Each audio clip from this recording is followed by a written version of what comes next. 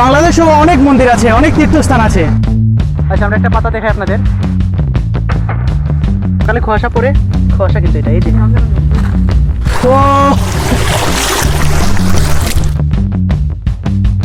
শ্রী শ্রী সার্বজনীন শ্রী শ্রী দুর্গা দেবীর মন্দির।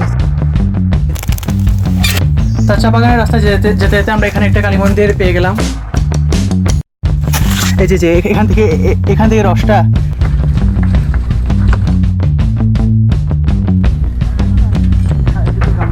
এই মুহূর্তে রাজা গৌরগোবিন্দের গুহায় এসে পৌঁছেছি। গুহার ভিতরে কেউ কখনো অবশ্য ঢুকে না, আমি ঢোকার সাহস করছি। নমস্কার সবাইকে, আমি আকাশ চৌধুরী। আপনাদের সবাইকে ধর্মদর্শন ইউটিউব চ্যানেলে স্বাগতম জানাচ্ছি। তা এতদিন আমাদের এই চ্যানেলের মধ্যে বিভিন্ন মন্ত্র, প্রণাম মন্ত্র, বিভিন্ন জিনিস দিয়েছি, তারপর ধ্যান মন্ত্র, এগুলোর শুদ্ধ সংস্কৃত উচ্চারণ দিয়েছি। তা এখন চিন্তা করলাম যে আমি তো নিয়মিত প্রতি সপ্তাহে বিভিন্ন মন্দিরে দর্শন করি, বিভিন্ন মন্দিরে যাই। তা আপনাদেরকেও চাই যে সেই মন্দিরগুলো দর্শন করাতে, ঠিক আছে? তা যেহেতু চ্যানেলের নাম ধর্মদর্শন, তাই ধর্ম দর্শন তথা তীর্থ দর্শনগুলো আপনাদেরকে করাতে চাই। তা আজকে থেকে আমরা শুরু করি ব্লগ, ঠিক আছে? আজকে থেকে ব্লগ শুরু করবো, অর্থাৎ বিভিন্ন মন্দিরে যাব, সেই মন্দিরের বিভিন্ন যে ভিডিও আছে বা মন্দিরের বিভিন্ন যে তত্ত্ব আছে বা মন্দিরের বিভিন্ন দর্শনার্থী যে স্থানগুলো আছে সেগুলো আপনাদেরকে দেখাবো। তা আশা করি আপনারা সবসময় আমার সাথে থাকবেন এবং চ্যানেলকে সাবস্ক্রাইব করে সর্বদা আমার সাথে থাকে, আমাকে সর্বদা সাপোর্ট করবেন। তা চলুন আর কথা না বাড়িয়ে আমরা আমাদের যে আজকে আমরা যে মন্দিরে যাব সেই মন্দিরের জায়গায় আমরা শুরু করি আমাদের যাত্রা।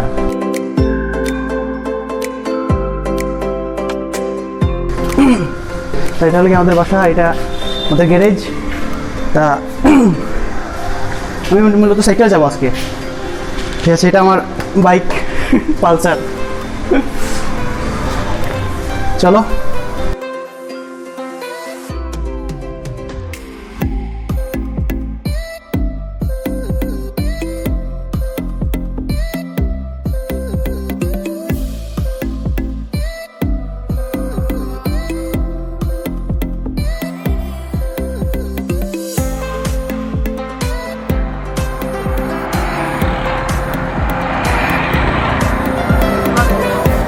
আচ্ছা, আমরা এখানে একটু দাঁড়ালাম একটা মন্দির দেখানোর জন্য আপনাদেরকে।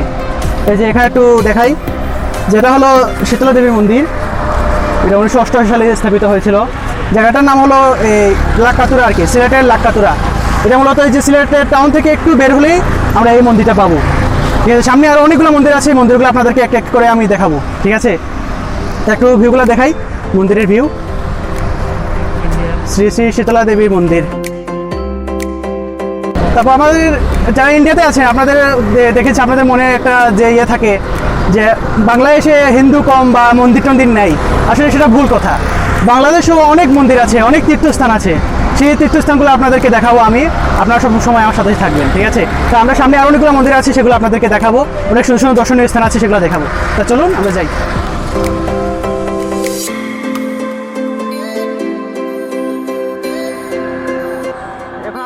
সিলেট টাউন থেকে বের হচ্ছি আর কি, সিলেটের যে মেইন সিটি, সেই সিটি থেকে আমরা বের হচ্ছি।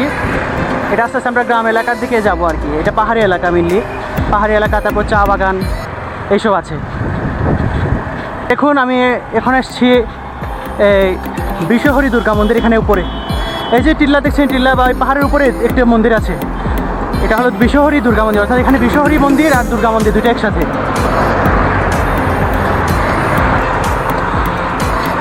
আচ্ছা, এখন আমরা যে জায়গাতে আসছি এটা হলো স্টেডিয়াম এলাকা আর কি, সিলেটের ইন্টারন্যাশনাল ক্রিকেট স্টেডিয়াম।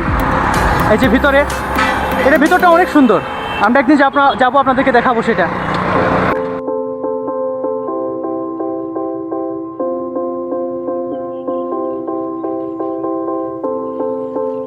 তা আপনারা একটু লক্ষ্য করুন যে এখানে একটি মন্দির আছে, কালী মন্দিরটা, ঠিক আছে? কালী মন্দির এবং দুর্গা মন্দির এখানে রাস্তার পাশেই। আর এই যে সামনে থেকে শুরু হচ্ছে সিলেটের চা বাগান। এখন হলো মেনলি হলো চা তোলার সময় আর কি। এখন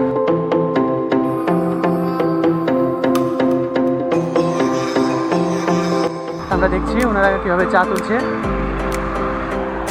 আচ্ছা, আমরা একটা পাতা দেখাই আপনাদের। এই যে এটা হলো চা পাতা, 2টি পাতা 1টি কুড়ি। তা আমরা এই যে চা বাগানে এসেছি, চা বাগানের নাম মূলত মালনী ছড়া চা বাগান। দুই পাশে পাহাড় আর মাঝখান দিয়ে রাস্তার মাঝখানে একটু সময় ব্রেক নিলাম, খুব গরম।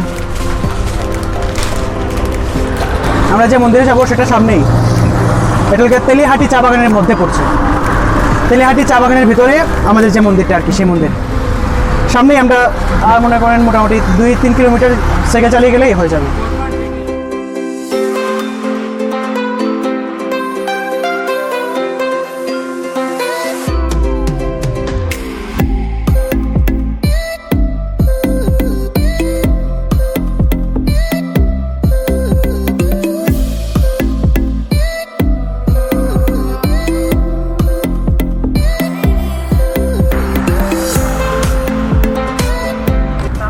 এখন মোটামুটি একটু ভিতরে আমাদের মন্দিরটা দুর্গা মন্দির, আর একটা গুহাও আছে আমি শুনছি।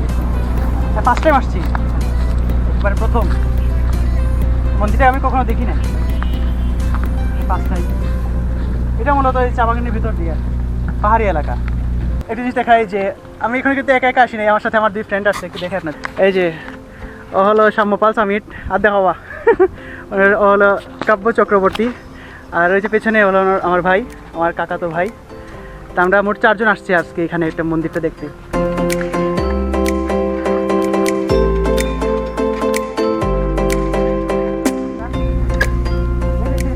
কিন্তু কুয়াশা, ঠিক আছে, এই যে সকালে কুয়াশা পড়ে, কুয়াশা কিন্তু এটা এই যে একেবারে ঠান্ডা কুয়াশা, যে ঠান্ডা বরফের পানির মতো।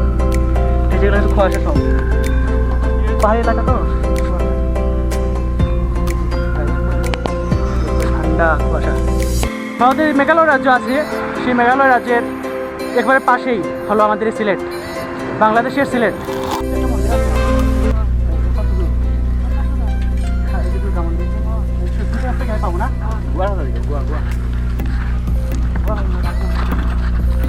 আপনারা আমার কথা বুঝতে পারতেছেন কেন জানি না, মাঝে মাঝে কিন্তু আমি সিলেটি ভাষায় কথা বলি, ঠিক আছে। আমাদের সিলেটি অঞ্চল আছে, সিলেট জায়গাটা, সেটা মূলত আলাদা ভাষা আছে আর কি, আঞ্চলিক ভাষা, সিলেটি ভাষা বলে। মনে করুন আমি এখন বলতেছি যে আমরা একটা মন্দিরে যাবো, এটা সিলেটি ভাষায় আমি বলবো আমরা হঠাৎ মন্দিরে যাই, আর কিছু ইয়ে চলছে।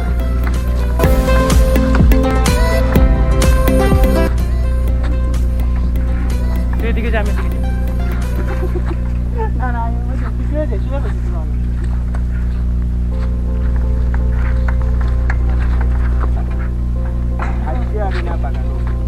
উঁচু রাস্তা ফেলে আমরা ভুল রাস্তা চলে আসছি। আচ্ছা ঠিক আছে, আমরা যে আগে যে রাস্তা দেখেছিলাম ওইদিকে যাবো আমি। উফ, another one. শুদ্ধ ভাষায় আমরা কথা নেই। আমরা এদিকে আসছিলাম, এসে ঢুকছিলাম, তারপরে আমাদেরকে এদিকে যেতে হবে হাতের ডাইনে। এখানে ভিতরে গেলে আমাদের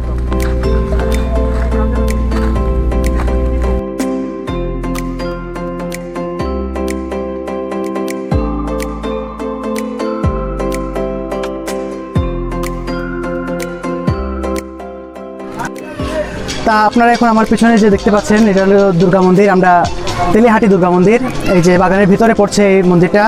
বাগানের ভিতরে কিন্তু একটা পাড়া এটা, ঠিক আছে। যারা বাগানি লোকেরা আছেন ওনাদের এই যে এলাকা এটা, ওনারা এখানে থাকেন। তা এটা হলো ওনাদের মন্দির আর কি। এখানে কালী মন্দির, দুর্গা মন্দির আর কৃষ্ণের মন্দির বা বিষ্ণু মন্দির এখানে আছে আর কি, 3টা মন্দির একসাথে। তা আমরা চলুন মন্দিরটা দেখি। তা মন্দিরটা মূলত ওই দিকে ভিতরে ঢুকতে হয়, এদের ভিতরে। ওয়াও,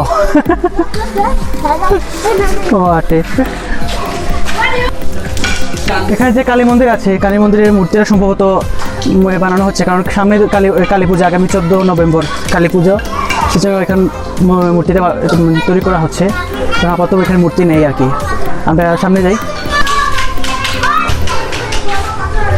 এ হলো দুর্গা মন্দির। হিলুয়াছড়া চা বাগান ছিলেন দেবীর স্থান। শ্রী শ্রী সার্বজনীন শ্রী শ্রী দুর্গা দেবীর মন্দির স্থান হিলুয়াছড়া চা বাগান সিলেট, স্থাপিত 2005 সালে স্থাপিত হয়েছে এটা। আর মূর্তিটা নতুন করে বানানো হচ্ছে, প্রতি বছর নতুন নতুন মূর্তি এখানে তৈরি করা হয় আর কি।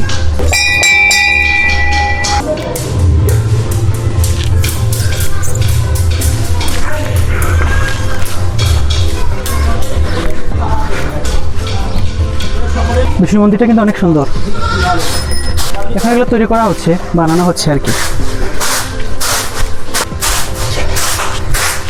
এটা জগন্নাথ মন্দির না? তো জগন্নাথ মন্দির আবার বিষ্ণু মন্দিরও একই।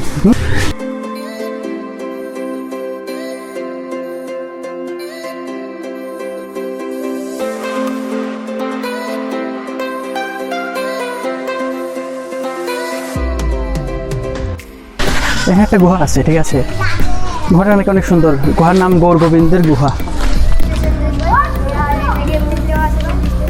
আচ্ছা ঠিক আছে, এখন আমরা একটু সময় ব্রেক নিলাম। এখানে একটা এই যে দেখো একটা পানির স্রোতের মতো আছে, এখানে আমরা একটু হাত মুখ ধোবো, ঠিক আছে, মুখ ধুই। এটা কিন্তু একবার জঙ্গলের ভিতর, অনেক ভিতরে, প্রায় 10 কিলোমিটার ভিতরে আমরা ঢুকছি। এই যে পানিগুলো সব পাহাড়ের পানি, কিন্তু পাহাড়ের পানি এসে এরকম এরকম যাচ্ছে আর কি। ও পানিটা খুব ঠান্ডা কিন্তু। এই যে উনি হলেন আমাদের সামিট।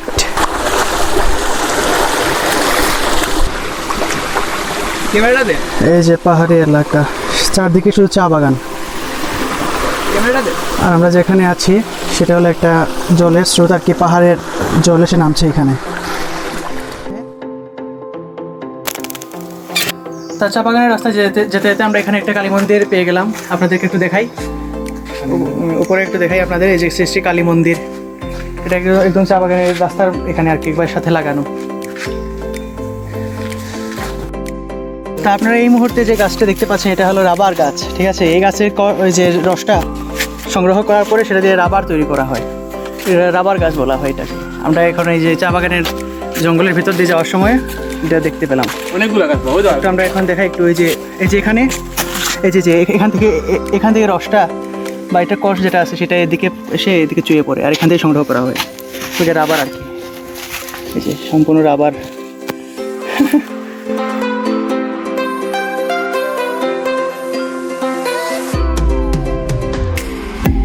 এই মুহূর্তে রাজা গৌর গোবিন্দের গুহায় এসে পৌঁছেছি।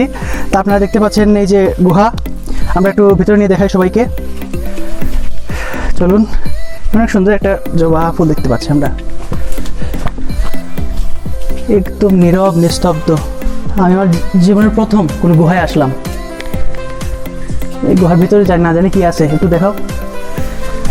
ওই যে ভিতরের দিকে বলা হয়ে থাকে রাজা গৌর গোবিন্দ যখন এখানে এসছেন একবার, আসার পরে উনি আর এখানে এসে আর কি মানে একবারে ওনাকে আর এখান থেকে আর ফিরতে কেউ দেখেনি।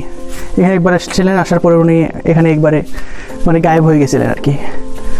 তাই থেকে অনেকে আসে এই গুহাটা দেখে যায়। আমরা ভিতরে প্রবেশ করছি এই গুহার প্রথমবারের মতো। আমি জীবনের প্রথম কোনো গুহায় ঢুকছি। আপনারা দেখতে পাচ্ছেন ভিতরে কিন্তু পানি অনেক। গুহার ভিতরে কেউ কখনো অবশ্য ঢুকে না, আমরা ঢোকার সাহস করছি শুধুমাত্র আপনাদের দেখানোর জন্য। আপনারা দেখতে পাচ্ছেন যে গুহার ভিতর কেমন হয় আর কি। একটা মাছ আমরা দেখতে পাচ্ছি এখানে গুহার ভিতরে পানিতে। আমরা এখানে গুহার ভিতরে দেখছি রাস্তা আছে, তারপরে ফিরে আসি নাকি। ভিতরে অনেক ছোট, আমরা ভিতরে আর যেতে পারছি না। থাক আমরা এখন ফিরে চলে আসি, আর ভিতরে যেতেও ভয় করে। তাই এই ছিল। এখানে লেখাটা একটু দেখি আমরা, এখানে কি লেখা, জয়, কি লেখা এখানে, জয় কৃষ্ণ। এই যে যে লেখাটা জয় কৃষ্ণ নাকি। তা আমরা সবাই এখন প্রণাম করি, প্রণাম করে তারপরে আমরা চলে যাই নাকি। আমরা একেবারে এই যে জঙ্গলের বা এই যে চা বাগানের একদম ভিতরে, ঠিক আছে, একবার একদম ভিতরে চলে আসছে আর কি। এবার শেষ মাথা বলে এটাকে, একদম শেষ মাথা। তা বন্ধুরা আজকের মতো এ পর্যন্তই ছিল আমাদের। আজকে আপনাদেরকে দেখালাম যে তেলিহাটি যে চা বাগান ছিল, সেই চা বাগানের মধ্যে দুর্গা মন্দির, কালী মন্দির এবং রাজা গৌর গোবিন্দের যে গুহাটি। তা আজ এ পর্যন্তই, দেখা হবে আগামী ব্লগে আগামী সপ্তাহে। সে পর্যন্ত সবাই ভালো থাকুন, সুস্থ থাকুন, সুন্দর থাকুন। ধন্যবাদ সবাইকে। জয় রাধে।